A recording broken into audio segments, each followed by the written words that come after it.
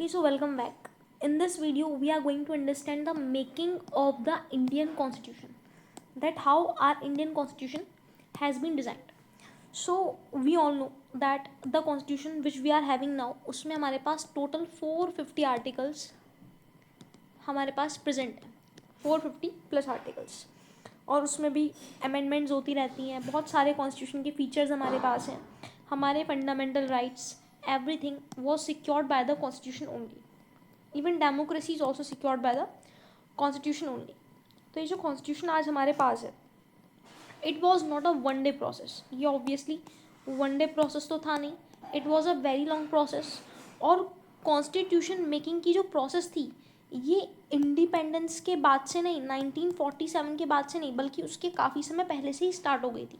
जैसे for example हम यहाँ पर समझने की कोशिश करें तो सबसे पहले हमारे पास आई डिमांड ऑफ कॉन्स्टिट्यूएंट असेंबली कि हमारे पास एक कॉन्स्टिट्यूएंट असेंबली होनी चाहिए. ये किसने पुट ऑन की थी?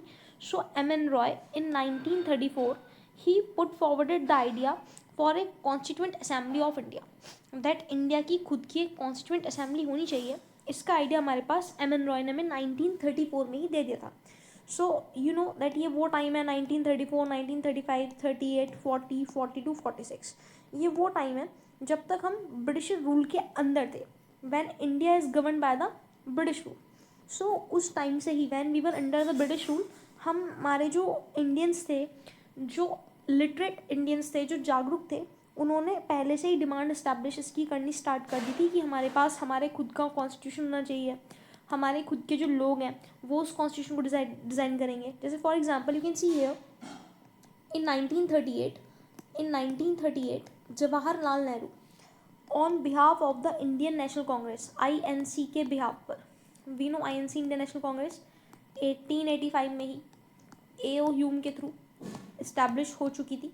AO ह्यूम एंड ऑब्वियसली जो हमारे उस टाइम पर नेशनल लीडर्स प्रेजेंट थे. तो जवाहरलाल नेहरू ने INC के बिहाफ पे डिक्लेयर किया था दैट जो कॉन्स्टिट्यूशन है, the constitution of the free India must be frame without outside interference. कि जो हमारे भारत का कॉन्स्टिट्यूशन होगा उसमें हमें बाहर की इंटरफेरेंस चाहिए ही नहीं. By a constituent assembly elected on the basis of adult franchise. तो उसके लिए हमारे पास अब हम कॉन्स्टिट्यूशन बनाएंगे तो कॉन्स्टिट्यूशन के लिए कॉन्स्टिट्यूएंट असेंबली होनी चाहिए.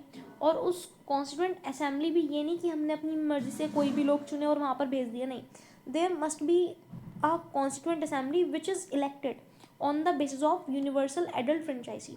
ऑल्दो जिस कॉन्स्टिट्यूएंट असेंबली ने हमारा कॉन्स्टिट्यूशन बनाया था वो इलेक्टेड नहीं थी, लेकिन ऐसा कहना कि उस टाइम पर जो कांग्रेस थी तो वो कांग्रेस ही इंडिया की पूरी डाइवर्सिटी को रिप्रेजेंट करता था.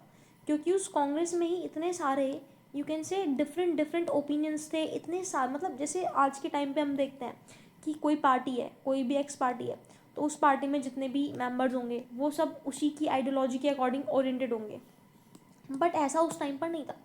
उस टाइम पर जो कांग्रेस थी वो उसमें जितने भी लीडर्स थे उन सबका अपना ही एक डिफरेंट ओपिनियन था. तो उस टाइम की जो कॉन्स्टिट्यूएंट असेंबली थी ऑल्दो वो इलेक्टेड नहीं थी but still it represent every section of the Indian society. So हम यहाँ पर अगर समझने की कोशिश करें कि किस तरीके से हमारा कॉन्स्टिट्यूशन जो है वो इवॉल्व हुआ, किस तरीके से उसकी डिमांड बननी स्टार्ट हो गई. तो सबसे पहले जैसे मैंने आपको बताया कि in 1934 M N. Roy he put forwarded the idea कि हमारे पास एक कॉन्स्टिट्यूएंट असेंबली होनी चाहिए. Then INC Indian National Congress ने ऑफिशियली एक कॉन्स्टिट्यूएंट असेंबली की डिमांड कर दी थी 1935 में. हम लोग आज़ाद हुए 1947 में. हमारा कॉन्स्टिट्यूशन जो है वो हमने इनेक्ट करा 1950 में. लेकिन उससे ही कई साल पहले, अब देखो 1935 कहाँ पर है और कहाँ पर है 1950. तो उससे भी काफ़ी समय पहले से हमने प्रोसेस स्टार्ट कर दिया था कि 1935 में we have put forwarded the demand कि हमारे पास एक खुद की कॉन्स्टिट्यूएंट असेंबली होनी चाहिए जिसमें आउटसाइड इंटरफेरेंस नहीं होना चाहिए. अब 1940 में you all know August offer. So ये जो डिमांड थी, this demand has been accepted by the British government in principle. आपको पता था ये टाइम वो टर्मोइल का टाइम था जहाँ पर इंडियंस पूरे बिल्कुल ब्रिटिशर्स के अगेंस्ट थे, ब्रिटिशर की पॉलिसीज़ के अगेंस्ट थे. और एक यूनाइटेड वाला फेज जो था हमने इंडिया में ऑब्जर्व किया था. 1942 में प्रपोजल आया, a draft proposal on framing of an independent constitution to be adopted by world war second. उस प्रपोजल में यही था कि बाय वर्ल्ड वॉर, जैसे ही वर्ल्ड वॉर सेकेंड ख़त्म होगा, हम एक इंडिपेंडेंट कॉन्स्टिट्यूशन के ड्राफ्ट का जो प्रपोजल है उसके ऊपर वर्क करना स्टार्ट कर देंगे, बट उसको मुस्लिम लीग ने रिजेक्ट कर दिया था for the very known reasons, ये सब हिस्ट्री का पार्ट है. It was been rejected by the Muslim League which wanted India to be divided into 2 autonomous states, जैसे कि जिसकी खुद की 2 क्या होनी चाहिए, कॉन्स्टिट्यूंट असेंबलीज होनी चाहिए. अब इन 1946 हमारे पास आया cabinet mission.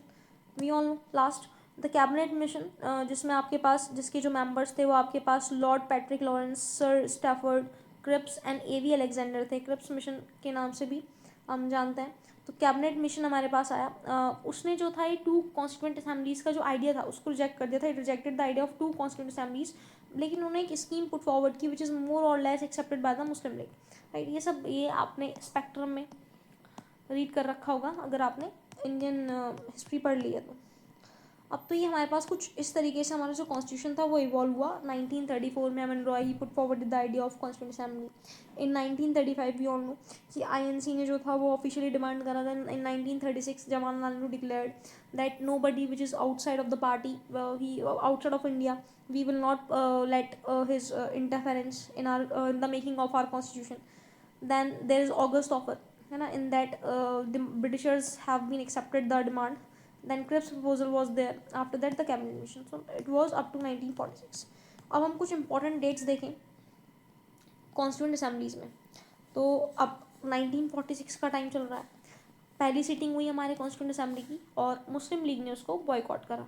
You all no Muslim league का वही था कि ड्रॉ सेपरेट स्टेट, एक सेपरेट स्टेट हमको मिल जाए और हम जो है उसके अकॉर्डिंग अपने खुद की ही कॉन्स्टिट्यूशन को ड्राफ्ट करेंगे जो कि under the state of Pakistan, under the country of Pakistan आएगा. तो 11 दिसंबर ऑफ, तो 9 दिसंबर को मुस्लिम लीग ने बाइकआउट करा जो हमारे पास फर्स्ट सिटिंग हुई थी. 11 दिसंबर 1946 को डॉक्टर राजेंद्र प्रसाद को इलेक्ट किया गया as the president of constituent assembly. Now I would suggest कि राज्यसभा एक चैनल है यूट्यूब पर, यू शुड वॉच. वहाँ पर एक सीरीज़ है द प्रेजिडेंट करके, if I am not wrong, तो you can watch that series. और the making of Indian constitution करके हमारे पास सीरीज़ है. So you can watch that. उससे एक आपको क्लियरिटी आएगी that how the making of constitution in the constitution assembly was going on. तो in 1946 you can see in 11th of December 1946 Rajendra Prasad was elected as president of the Constituent Assembly. Dr. Sachinanand Sinha, he was the oldest member and was elected as the temporary chairman of the assembly following the French practice. Then 2 vice presidents भी हमारे पास थे, that is H.C. Mukherjee and B.T. Krishnamacharya.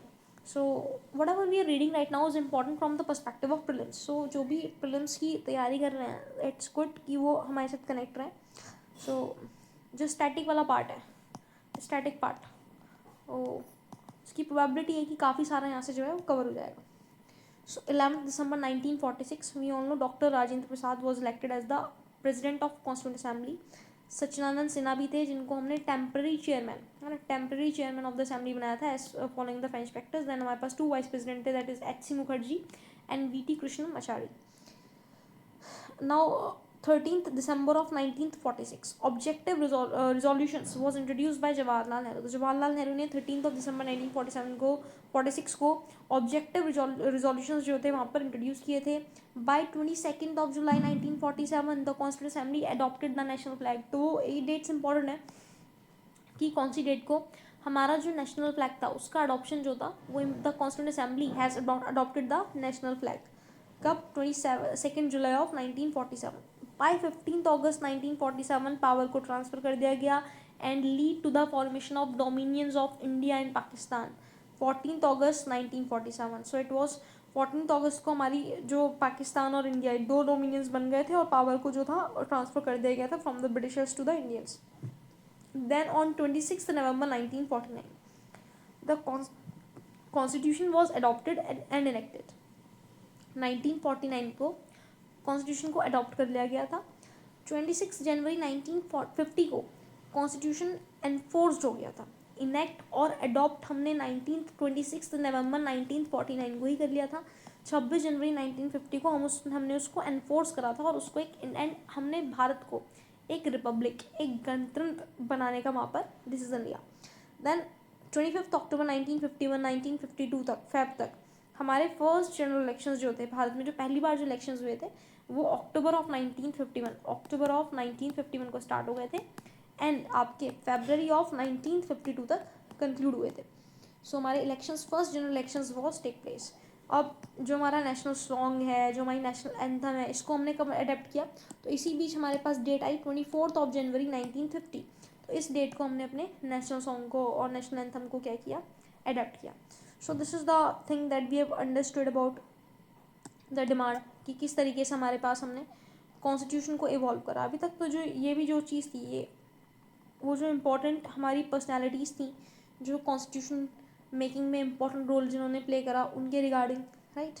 और किस तरीके से demand आई, किस तरीके से step by step we move towards it, किस तरीके से इंडिया पाकिस्तान टू डोमिनेंस में ब्रेक हुआ, और हमने जो है कौन कौन सी डेट्स को, कौन कौन से ईयर्स में क्या क्या इंपॉर्टेंट इवेंट्स हैं, हमने उसके अकॉर्डिंग उसको समझने की कोशिश की है. इन शॉर्ट, 1934 कॉन्स्टिट्यूंट असेंबली में कॉन्स्टिट्यूंट असेंबली की डिमांड हुई. देन आईएनसी ने ऑफिशियली उस डिमांड को जो है एक्सेप्ट किया, official demanded the constituent assembly. Then Jawaharlal Nehru, उन्होंने जो है कॉन्स्टिट्यूंट असेंबली में आउटसाइडर्स की इंटरफेरेंस को बिल्कुल ही बाइकआउट किया. देन ऑगस्ट ऑफर ने उसको एक्सेप्ट किया. देन क्रिप्स प्रपोजल आया, जिसने जो है मुस्लिम लीग, जिसको मुस्लिम लीग ने रिजेक्ट कर दिया था. जो दो उन्होंने आइडिया दिया कि वहाँ पर 2 कॉन्स्टिट्यूंट असेंबलीज होनी चाहिए, जिसको जो है कैबिनेट मिशन ने रिजेक्ट कर दिया, और जिसके मेंबर्स जो थे वो क्रिप्स थे, अलेक्जेंडर थे, और आपके पैट्रिक लॉरेंस थे. देन 9 दिसंबर 1946 से स्टार्ट हो गया था, जहाँ पर हमारी फर्स्ट रीडिंग हुई. मुस्लिम लीग ने उसको बाइकआउट करा कम्प्लीटली.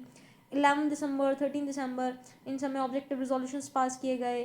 प्रेसिडेंट चुना गया कॉन्स्टिट्यूंट असेंबली का, जिनको राजेंद्र प्रसाद को चुना गया. जो टेम्पररी चेयरमैन थे वो सच्चिदानंद सिन्हा थे. हमारे पास 2 वाइस प्रेसिडेंट्स भी थे, that is H C. Mukherjee and V T. Krishnamachari. Then हमने 22 जुलाई को 1947 में ही 22 जुलाई 1947 में हमने नेशनल फ्लैग को अडॉप्ट किया. देन उसके बाद 24 जनवरी 1950 you can C only 1 day gap. 26 को हमने कॉन्स्टिट्यूशन को इन्फोर्स करा. 24 जनवरी को हमने नेशनल सॉन्ग और नेशनल एंथम को हमने अडॉप्ट किया था, और 26 नवंबर 1949 में कॉन्स्टिट्यूशन हमारा इनेक्ट हो चुका था. और फिर फर्स्ट टाइम जनरल इलेक्शंस जो थे हमारी कंट्री में क्या हुए? हेल्ड हुए. So this is it for the video. Continue with the series.